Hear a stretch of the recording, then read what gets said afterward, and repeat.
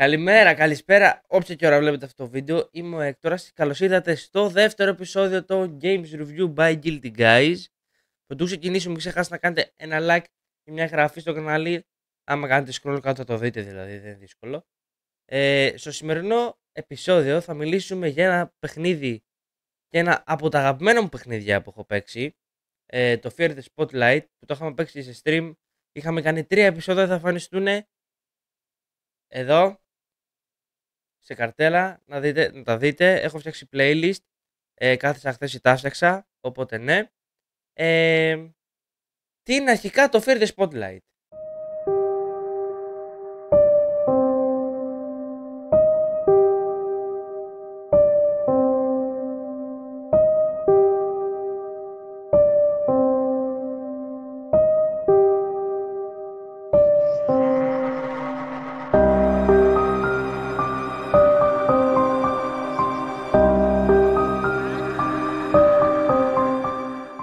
Ας ξεκινήσουμε από τα βασικά.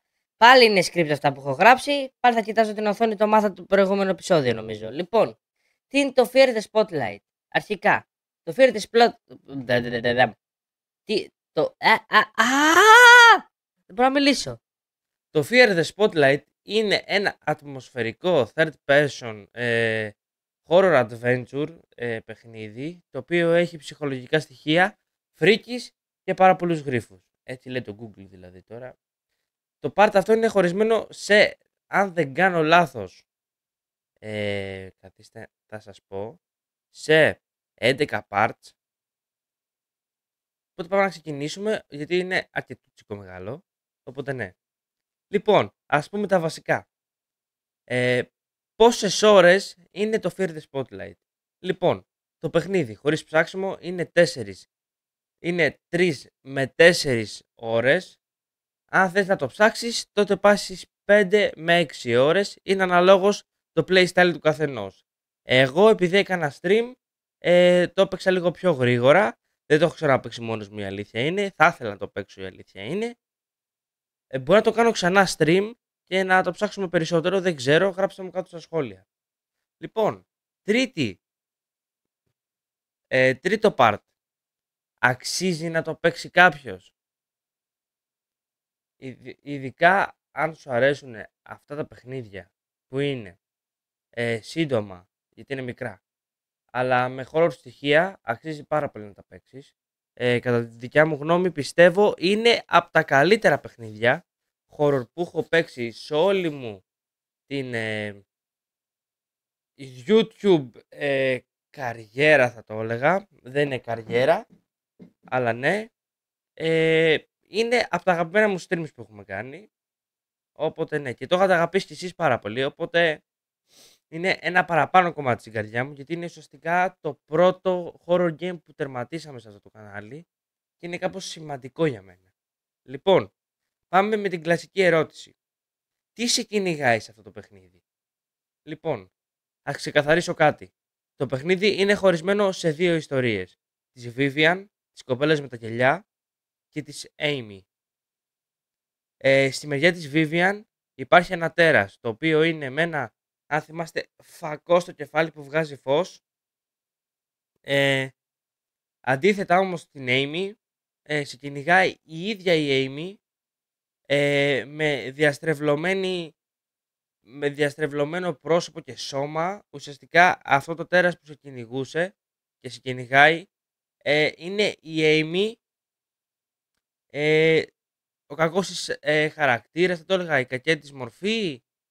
Ουσιαστικά την κυνηγάει ο εαυτός της. Και αυτό είναι που μου άρεσε, γιατί το κατάλαβα μετά και άρχισα να εκτιμάω περισσότερο το παιχνίδι, ειδικά το κομμάτι της Amy που ήταν το αγαπημένο μου εμένα.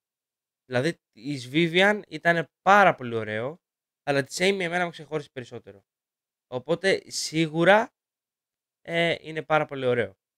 Πάμε λοιπόν στο 5ο part, το οποίο είναι τι να προσέξεις στο παιχνίδι. Το οποίο το έχω χωρίσει σε 5 υποκατηγορίες. Ας ξεκινήσουμε με το πρώτο. Οι γρίφοι δεν είναι υπερβολικά δύσκολοι, αλλά μερικοί έχουν παγίδες αν δεν προσέξεις τις λεπτομέρειες. Δηλαδή, κάθε αίθουσα έχει μικρά αντικείμενα ή σημειώσεις που βοηθούν στους γρίφους και στην κατανόηση της ιστορίας. Είναι πάρα πολύ σημαντικό να κατανοήσει την ιστορία, γιατί έχει υπέροχη ιστορία. Θα την πω στο τέλος. Θα πω στο τέλος τη δικιά μου την άποψη. Όπως είπα και στο προηγούμενο παιχνίδι, πάντα το τσεκάρι θα είναι κάτω στην περιγραφή που ήταν το Madison. Που το έχουμε κάνει και αυτό stream. Θα εμφανιστεί και η καρτέλα πάνω δεξιά πάλι. Εντάξει. Λοιπόν, αν βιαστείς, μπορεί να χάσεις κομμάτια της πλοκής. Οπότε μη βιάζεστε να το τελειώσει το παιχνίδι. Παίξτε με ηρεμία. Δεν είναι το παιχνίδι σαν το Madison, το οποίο έχει πολλά jumpscares. Είναι πιο αργό. Έχει περίεργα γραφικά που είναι λίγο πιο retro. Θα τα πω στο τέλος αυτά φυσικά. Αλλά ναι. Είναι πάρα πολύ ωραία ιστορία. Την εκτίμησα πάρα πολύ σαν άνθρωπος. Συνεχίζουμε τώρα στο κομμάτι της Vivian, το οποίο είναι το άσθημα που έχει. Η Vivian, αν θυμάστε, όταν την έπιανε το φως, που μας είχε πιάσει 2-3 φορές, αν θυμάστε, στο τελευταίο νομίζω ήτανε, ή στο πρώτο τελευταίο live του παιχνιδιού, αρχίζει και κοκκινίζει η οθόνη, επειδή η Vivian έχει άσθμα. Οπότε αυτό που πρέπει να κάνετε είναι να πάρετε το inhaler, θα σας δίνει κάθε λίγο inhalers, και να παίρνετε το inhaler, να το χρησιμοποιείτε για να φτιάξει αρχικά την εικόνα σας, να μην τα βλέπετε όλα κόκκινα, και δεύτερον να γίνει καλύτερα η υγεία της Amy, γιατί μετά δεν θα μπορεί να τρέχει. Της Vivian, συγγνώμη, τον μπέδεψα. Λοιπόν, τα κεφάλια της Amy. Εκεί το stealth αλλάζει τελείως. Δεν σε κυνηγάει με φως, το τέρας που σε κυνηγάει, αλλά με ήχο και με παρουσία. Οπότε, κράτα χαμηλό προφίλ και πρόσεχε τι κάνεις. Δηλαδή, μάθε λίγο τα patterns των τεράτων και στα δύο parts, θα σας πω εγώ.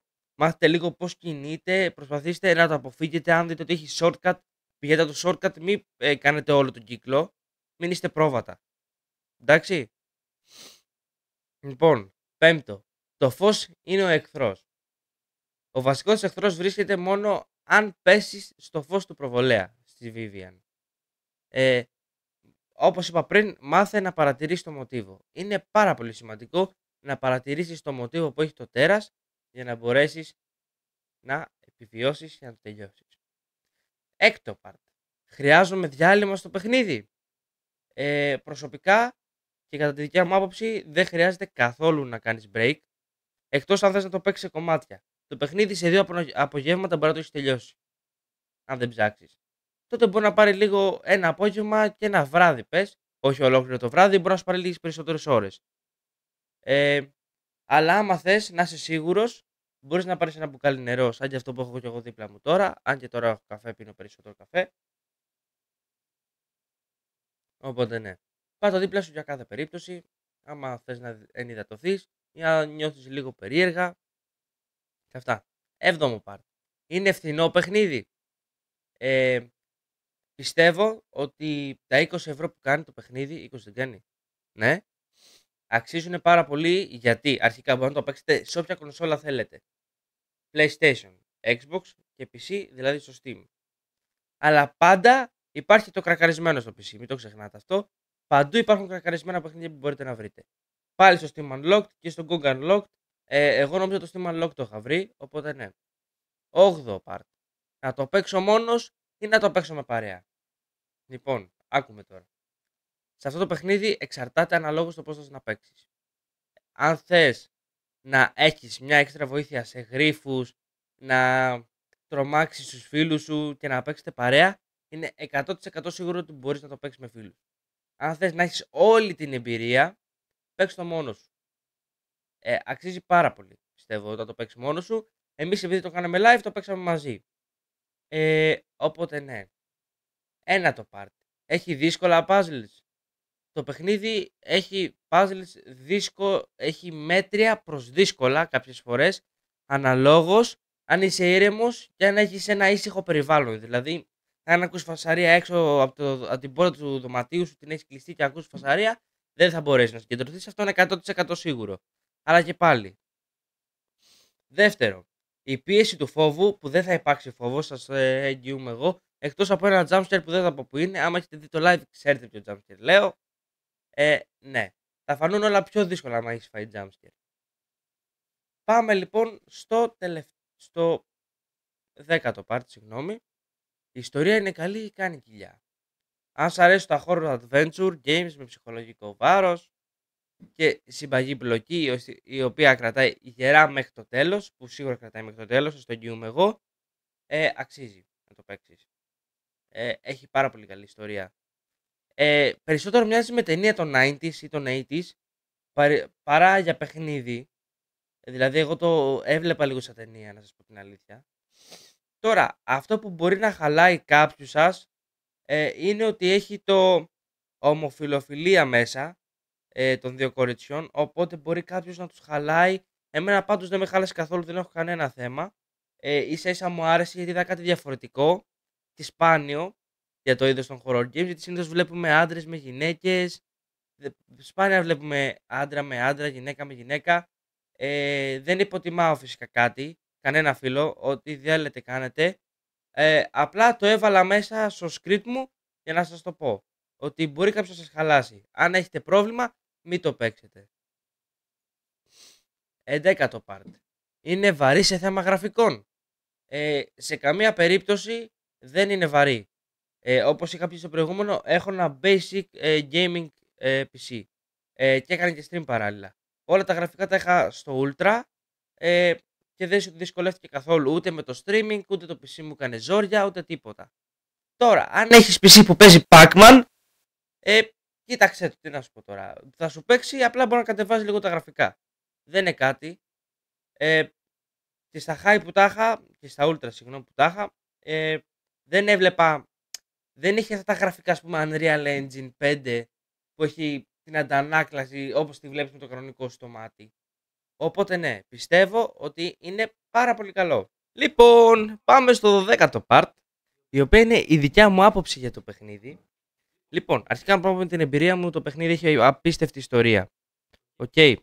Και δεν κάνει καμία κοιλιά. Έχει ένα αργό μοτίβο το παιχνίδι, δηλαδή θέλει την ώρα του για να καταλάβεις τι πρέπει να κάνεις, και έχει ένα βαθύ νόημα από πίσω η ιστορία του. Όποιος θέλει να το ψάξει αφού το παίξει, τι να σας πω, θα σας βγουν τα μάτια.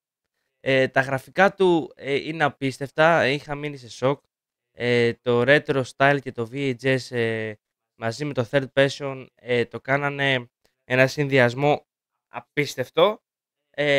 Είχα μείνει με ανοιχτό το στόμα. Σε θέμα ήχου το παιχνίδι έχει, πιστεύω, πάρα πολύ καλό ήχο. Το sound design του ήταν απίστευτο. Σας συνιστώ να βάλετε 100% ακουστικά. Θα σας βοηθήσει πάρα πολύ να καταλάβετε βήματα, ήχους, πόρτες που ανοίγουν και τέτοια. Και το μόνο που μπορώ να πω ότι με χαλάει είναι ότι θα ήθελα να είναι μεγαλύτερο. Δεν έχει να κάνει με την τιμή του. Η τιμή του, πιστεύω, και 4 ώρες παραπάνω όταν θα ήταν απίστευτες. Και θα το ανέβαζαν κι άλλο, δεν με νοιάζει, θα το έπαιζα. Έτσι ως τζάμπα το πήρα.